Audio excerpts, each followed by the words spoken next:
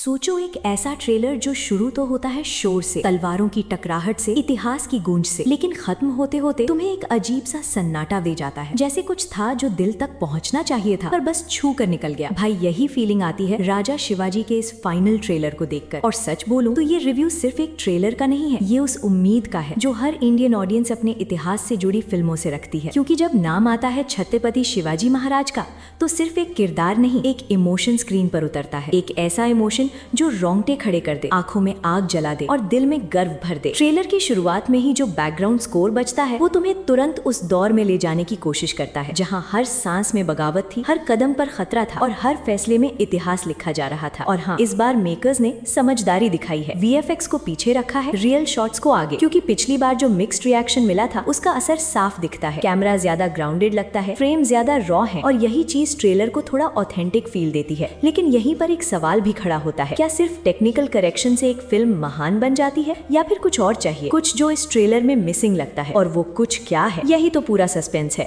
Ritesh Deshmukh screen पर आते हैं और पहली नजर में इम्पैक्ट डालते हैं। उनकी बॉडी लैंग्वेज में वो ठहराव है, वो रॉयल्टी है, लेकिन कहीं ना कहीं उनका लुक और एक्सप्रेशन तुम्हें उनकी पिछली फिल्मों की याद दिला देता है, जैसे तुम एक नए किरदार को नहीं, उसी एक्टर को नए कॉस्ट्यूम में देख रहे हो। और यहीं पर इमर्जन थोड़ा टूटता है। जेनेलिया की एंट्री स्लो मोशन में होती है, विजुअली खूबसूरत, लेकिन जब डायलॉग डिलीवरी आती है तो वो गहराई नहीं मिलती जिसकी इस तरह के पीरियड ड्रामा में जरूरत होती है। ऐसा लगता है जैसे इमोशन फ्रेम में है पर आवाज में नहीं। और यार, ऐसे मोमेंट्स में एक परफेक्ट डबिंग आर्टिस्ट कमाल कर सकता था, क्योंकि कहानी जितनी आंखों से दिखती है उतनी ही कानों से महसूस होती है। फिर आते हैं अभिषेक बच्चन और संजय दत्त, दो ऐसे चेहरे जो स्क्रीन प्रेजेंस से ही वजन ला सकते हैं। संजय दत्त अपने रोल में फिट बैठते नजर आते हैं। उनकी आंखों में वो ठंडा खौफ है जो विलन को खतरनाक बनाता है। लेकिन अभिषेक, उनका जजमेंट अभी अधूरा लगता है, जैसे ट्रेलर ने उन्हें पूरा खुलने का मौका ही नहीं दिया। और यही चीज क्यूरियोसिटी भी बढ़ाती है और डाउट भी। कहानी की झलक साफ इशारा देती है कि फिल्म अफजल खान के वध तक जाएगी,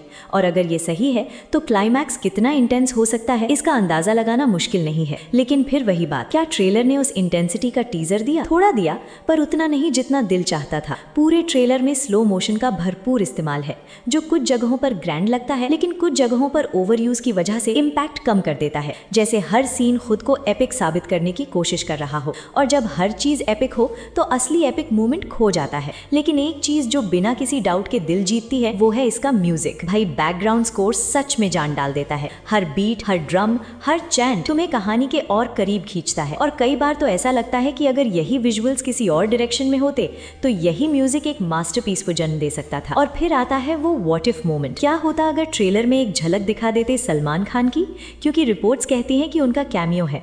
और सच मानो, सिर्फ 1 सेकंड की एंट्री भी हिंदी ऑडियंस को एक्साइटमेंट के नेक्स्ट लेवल पर ले जा सकती थी, खासकर जब आप पैन इंडिया रिलीज की बात कर रहे हो। और यहीं पर मार्केटिंग का एक छोटा सा मिस्ड अपॉर्चुनिटी नजर आता है। ट्रेलर को मल्टीपल लैंग्वेजेस में एक साथ रिलीज करना चाहिए था, ताकि हर ऑडियंस का पल्स एक साथ पकड़ा जा सके। लेकिन खैर, ट्रेलर खत्म होता है और तुम्हारे अंदर दो आवाजें चल रही होती है। एक कहती है भाई ये फिल्म बड़ी हो सकती है, बहुत बड़ी, और दूसरी धीरे से फुसफुसाती है लेकिन अभी सब कुछ परफेक्ट नहीं है। और शायद यही इस ट्रेलर की सबसे बड़ी खासियत भी है और सबसे बड़ी कमी भी। ये तुम्हें पूरी तरह संतुष्ट नहीं करता लेकिन पूरी तरह डिसअपॉइंट भी नहीं करता। ये तुम्हें बीच में छोड़ देता है, एक उम्मीद और एक शक के साथ। और शायद यही वजह है कि मैं इसे डिसेंट कहूंगा, क्योंकि इसमें चमक है, इमोशन है, स्केल है, लेकिन वो चिंगारी अभी पूरी आग नहीं बनी। और अब सारी नजरें टिकी हैं 1 मई पर, क्योंकि असली फैसला वही होगा। क्या ये फिल्म सिर्फ एक अच्छी कोशिश बनकर रह जाएगी या फिर सच में इतिहास को स्क्रीन पर जिंदा कर देगी? और मैं तो जाऊंगा इसे देखने, क्योंकि कभी कभी ट्रेलर अधूरा होता है लेकिन फिल्म पूरी कहानी कहती है। और भाई, अगर इस बार कहानी ने दिल जीत लिया तो शायद यही ट्रेलर बाद में हमें गलतफहमी जैसा लगे।